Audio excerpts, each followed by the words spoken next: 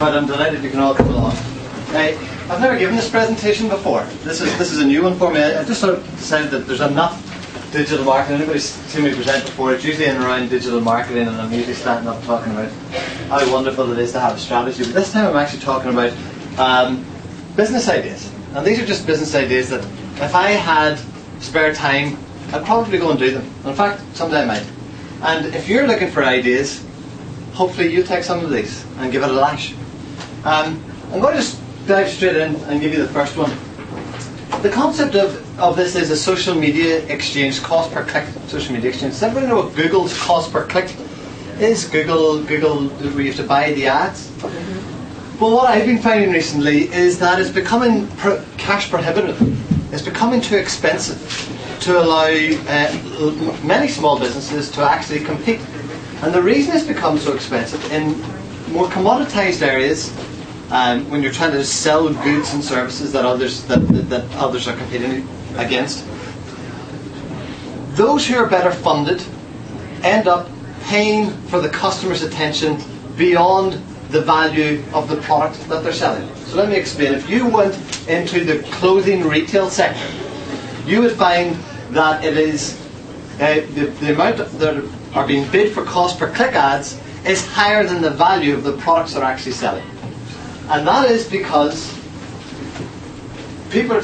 Guys, come on in, if you can get in. The reason for that is because the retailer is taking a long-term view on the value of the customer.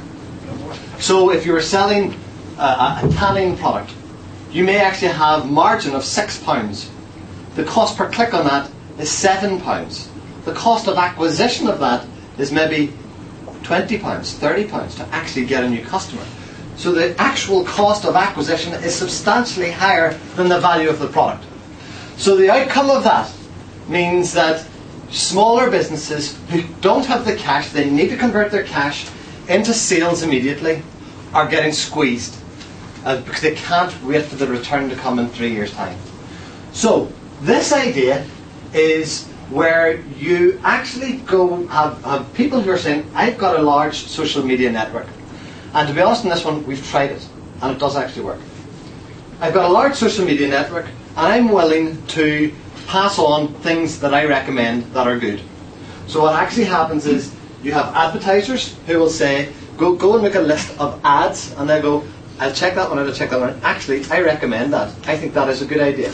They then pass that on to their network of people and say, this is something that I endorse and recommend. And the network of people on Facebook or on Twitter will then click and go through to the retailer's website or through to the destination website. And what we've found is that if you take and you offer a cash incentive, so every time you endorse something and you bring it online, and then for every click that produces or conversion that produces, you pay the advertiser, the person who actually used that, who give the endorsement. And what we're finding is £1 spent on something like that can produce tens, if not hundreds, of click-throughs. So it's a real competitor to CPC. The other problem that you have with CPC, cost per click, is people have to search to find you. In this stuff, it comes recommended. With this idea of having you recommending to your friends, you're earning cash. Yes, there are the ethical issues around it, which have no doubt can be ironed out depending on the product or service. But what you're actually doing is you're helping people get their business off the ground. And I think we're going to see something take off around this area, where people will know, yes, it's an ad, but I endorse this ad, and I want to recommend this ad to my followers, to my network of followers. The difficulty with this one is it does require a technology layer. I think the title was 5 businesses you could start in the morning. This one you probably couldn't. Conceptually you could, but technically you could. Here's number 2, a digital marketing dashboard. Should anybody have the technology know-how on which to create it? One of the issues that is appearing in online marketing at the minute is that everybody is expert in a particular field. We've got social media experts. They talk about Facebook and Twitter as if it had nothing to do with YouTube, as if it had nothing to do with Google Analytics, as if email marketing was now dead and cost per click advertising was foreign.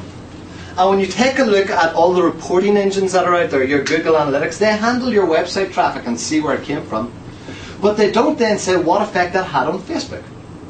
People who are in Salesforce.com, your CRM system, I don't want them in Salesforce because I'm not communicating with them over there. My channels for communication are on Facebook or on Twitter. So what's the strategy of getting them from Salesforce to Facebook and Twitter, and what's the customer journey? And any digital marketing dashboard I've ever looked at gets into things like sentiment analysis, what people are saying and what they feel about you, and they just focus on that one channel. They're very deep but narrow.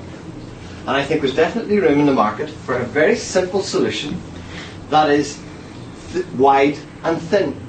Because what I've noticed is that people don't go into the depths of their analytics. They don't care about the sentiment analysis of 61.8%. They want to know what's my open rates, my click-through rates, my bounce backs, my unsubscribes, my audience, the loyalty, the conversion rates, the cash generated, real simple stuff. Because few people have the capacity to react to anything deeper than that. So, if anybody's got spare programming capacity, understands APIs, understands marketing, and understands how that all hangs together, there's a real opportunity to go and make a decent digital dashboard that services the majority of the clients very well. And at the minute, there's relatively nothing happening in that space. The policy store. The reason that I'm saying a policy store is because I wrote a blog about social media policies that businesses need to implement. And I noticed there was a huge amount of traffic coming to that one article. And when I analysed why is all this traffic coming to the article? Staff announcement, house cleaner to reception. I think the polar bear has never even mistake there at the back. The idea of what I've noticed was happening was that businesses have a real need to get in place for HR reasons, for legal reasons. They need to have their social media strategy, a communication strategy, a mobile phone policies. They need to have all of these policies in play. And because the world of it is so dynamic, they're finding it difficult to actually get the appropriate legal and HR advice that is necessary. This is one you could start up in the morning. This is one that I know if you published it, people would seek it.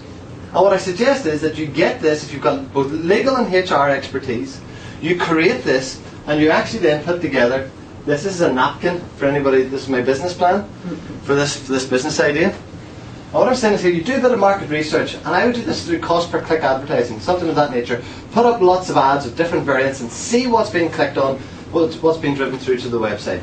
Give the first 2 pages of the policy away, and it's the light policy, and then you offer the standard policy and then a custom policy, which you'll do specifically for businesses.